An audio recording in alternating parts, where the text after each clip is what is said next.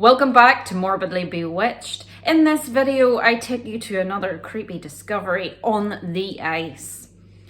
Stay tuned.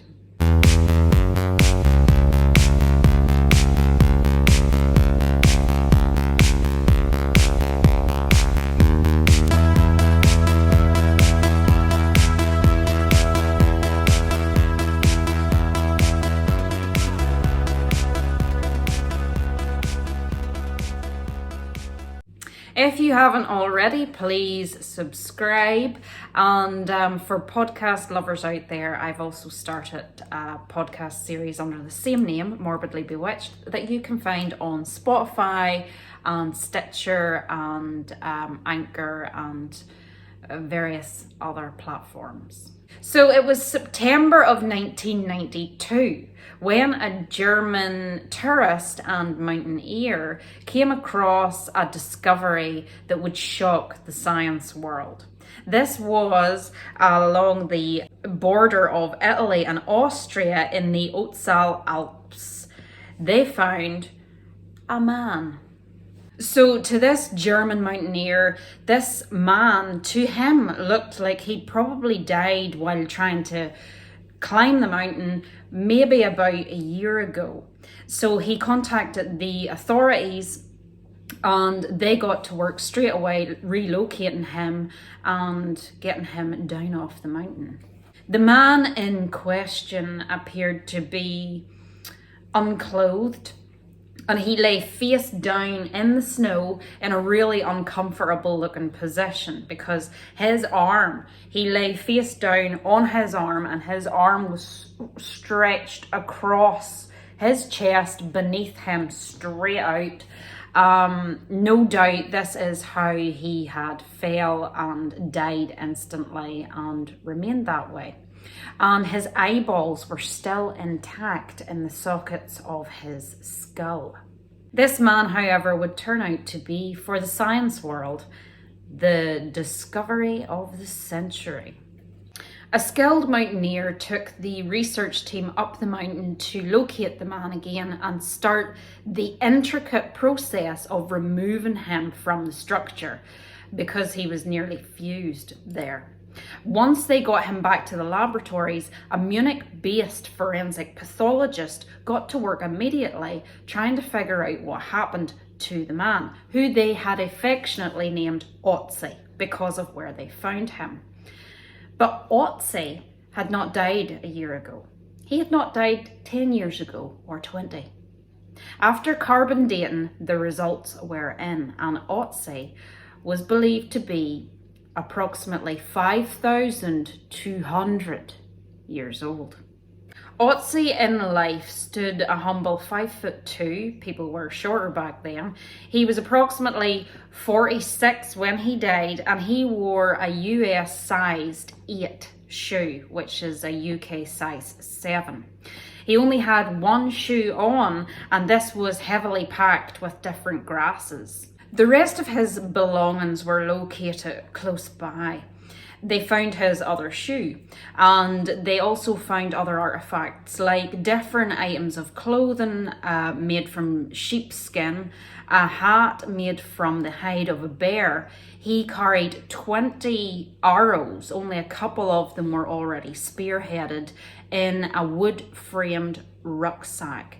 But in amongst the artifacts was also his axe, and this axe was extremely impressive. It was a solid copper carved axe, which would have depicted extraordinary wealth for the era. 20 years of research would conclude that this man, and I will look at my research, he would have had a head of dark hair. They originally believed his over 5,000-year-old eyeballs, which were blue, it was only due to the cold. So they would have originally been brown, dark brown. He had a genetic anomaly which prevented the development of the 12th set of ribs. And he also suffered from intestinal parasites, Lyme disease, sore knees, hips and other joints because there was wear and tear in the joints. They knew that he would have suffered from this pain.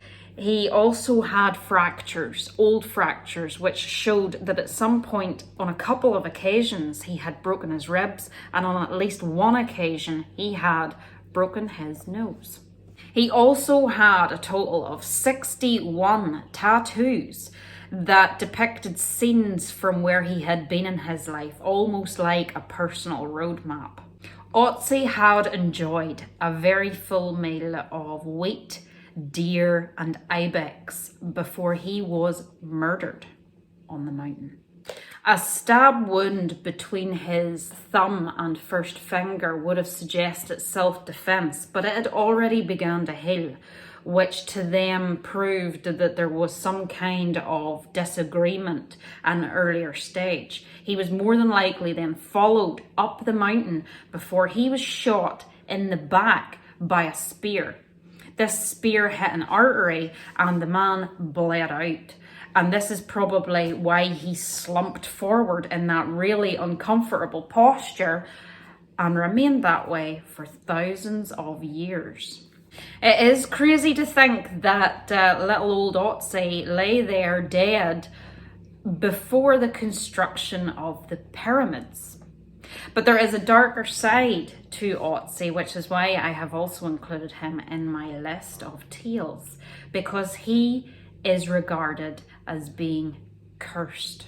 Ever since his discovery, the people that were directly involved in the removal of Otzi from the mountain have perished or faced calamity or misfortune. And it is believed it's because not only was he such an old relic, it's also believed that the mountain had claimed him. He belonged to that mountain and he was stole from her. So to just go through, I will read it off because there's no way I would remember it just offhand. The people that have faced misfortune to do with Otzi. The first was the German mountaineer who found him.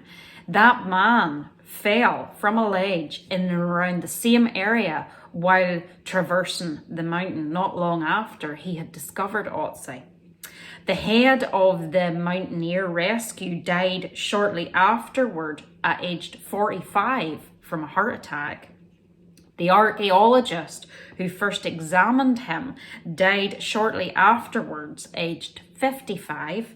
The head of the lecturer team died in a car crash while en route to give a speech about Otzi.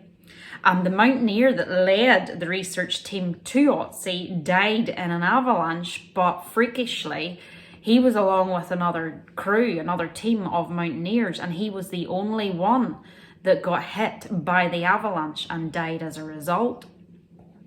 The man who filmed Otzi being removed from the site on the mountain died very young at 47 from a brain tumour. And another archaeologist was found dead in his home, and he was in the middle of writing a book about the Iceman, Otzi. So maybe I shouldn't have really done this video.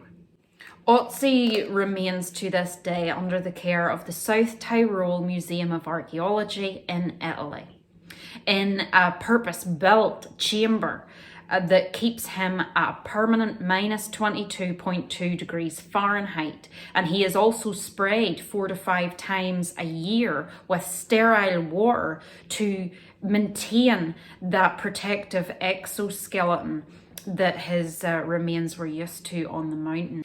This keeps him as a wet mummy rather than a dry mummy that you are used to hearing about with the likes of Egypt.